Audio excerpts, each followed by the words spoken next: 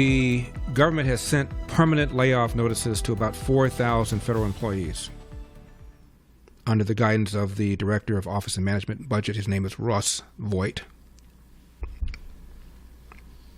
Or Russ Vought. Just as a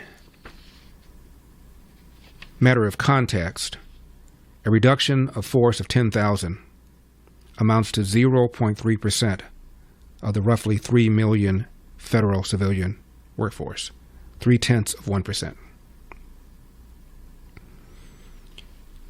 0.3% in the private sector workforce is about the amount of layoffs and firings every single week.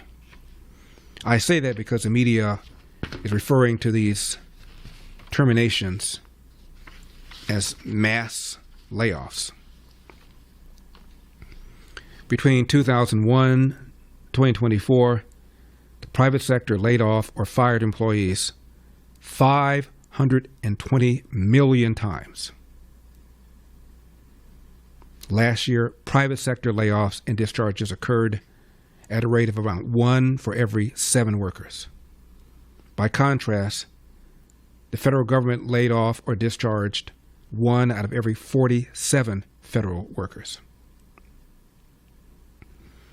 No private industry has anything like the job security the taxpayers have provided federal workers. And I'm not trying to disparage federal workers. I'm just saying they have a great deal of job security.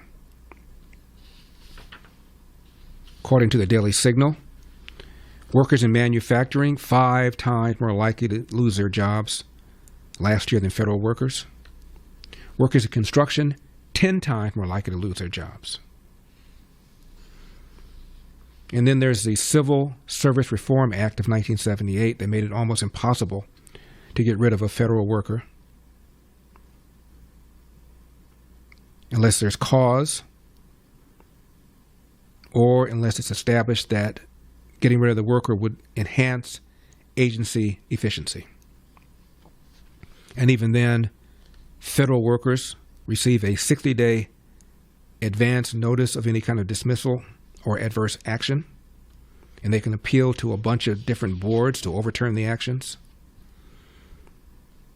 And each case takes a lot of time and energy, which makes managers less likely to terminate them because it's not worth the aggravation. Out of 2.2 million federal employees who began the year 2023 in various agencies, the Office of Personnel and Management reported that only 12,804 were terminated, only 51 laid off.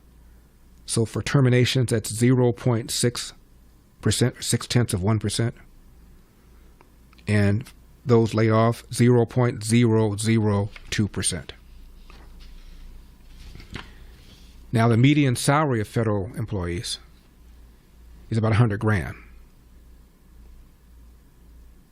60% higher than the median for full-time private sector workers. And this doesn't even take into consideration benefits.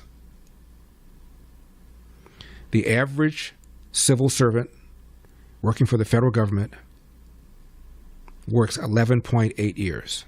That's 4 times longer than the average job tenure for private sector employees. For full shows, live and on demand, it's Salem News Channel.